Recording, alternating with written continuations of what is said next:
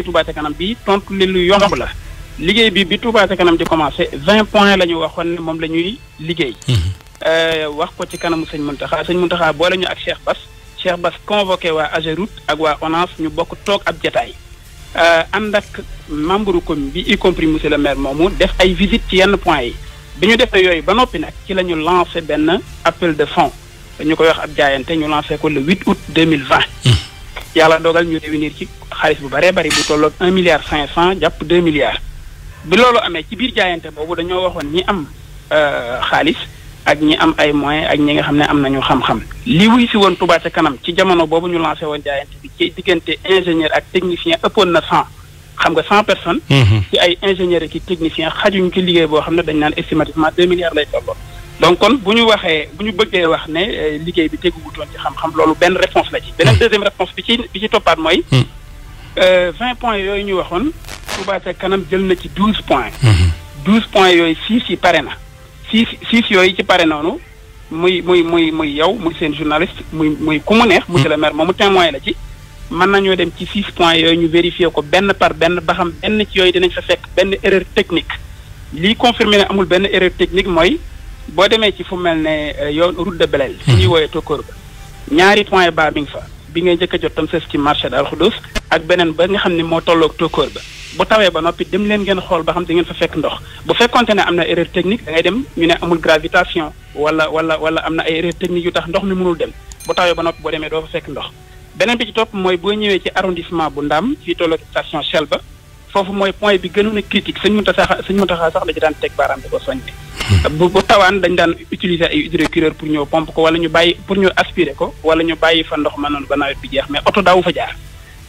foofu waa AGEROUTE ñoom ñoo defar radier ba grille avaloir ba fa nekk Touba ca kanam moo ko defar assainissement ba Touba ca kanam moo ko defar foofu bu fekkente ne Touba ca kanam ay liggéeyam dañoo jàpp ne amul teguwul ci xam-xam dem leen ngeen xool ko te point la woon boo xam ne ay at a ngi nii bu tawee kenn du fa mën a jaar te boo fa demee actuellement bu tawee ba noppi doo fa fekk ndox te loolu Touba ca kanam moo ko liggéey yemul ci boobu donc boo demee buntu gendarmerie dem buntu sapeur pompier résidence Cheikhoul Khadim ak fi ñuy wax quartier Mbaye Wade te mooy fii arrêt bi nga xam ne fi la Sénégal dem ci di taxaw yooyu yëpp dañ koo boole regroupé ko créer benn station de pompage boo xam ne moo ko yóbbu connecté ko ci réseau ONAS bi donc kon liggéey yooyu ay liggéey la yoo xam ne tegu na ci norme xam-xam yi mu war a am li tax loolu mooy diirub ñu koy liggéey dañ ko ànd ak waa ONAS li may wax maa ngi wax sous le contrôle de l'ONAS seeni directeur technique ñu ngi fiy ñëw di vérifier di superviser di ko xool di ko saytu Touba ca kanam am na bureau de contrôle Touba ca kanam am na responsable HSE donc kon liggéey yu tegu ci xam-xam la ci côté boobu léegi nag xëy na question bi li ko indi rek mooy débordement wu station Kër Niang loolu mën naa laa wax ne nekkul ci responsabilité Touba ca kanam Touba ca kanam bi muy liggéey bi ànd na ko ak waa ONAS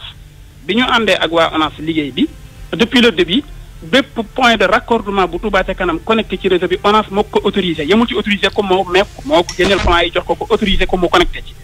exploitation wu assainissement bu Touba nag ci loxo ONAS la nekk nekkul ci loxo Touba ca kanam donc bu ONAS autorisé Touba ca kanam pour mu connecté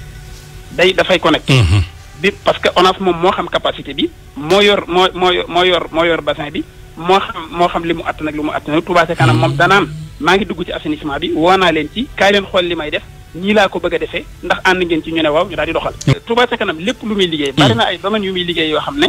soit day nekk domaine de compétence commune bi wala muy loo xam ne état moo ko war a def waaye ñaari yooyu lu mu ci mën a doon duñu dañ ci di ànd ak ñoom maa ngi wax sous le contrôle du monsieur le maire toujours dañuy am ay réunion ak ñoom ñu am parfaite collaboration parce que ñuy jàppale Touba ca kanam dañ bu dee ci côté assainissement bi ñu doon wax service étatique yi ñuy liggéeyal ñi ci ëpp collaboration ak Touba ca kanam d'ailleurs sax ñëpp rafet collaboration waaye maa ngi wax ONAS de par son directeur Ababacar Mbaye vraiment kooku ku jàppale Touba ca kanam la ci disponibilité am ak ci xam ne li Touba ca kanam di liggéey moom la waroon ñu nit ñu jàpp ne lii Babacar Mbaye di liggéey ONAS état wu Sénégal noonu la war ndax dañoo jàpp ne ñun taalibe yi moom lu war ci dëkk bi noonu la war te ñu di ko def nag ci ndigalul Serigne Mountakha ànd ko ak Cheikh Bass mi nga xam ne mooy Cheikh Bass Abdou Khadir mi nga xam ne moom mooy yor kàddu Serigne bi jërëjëf sëñ Abdou Fatah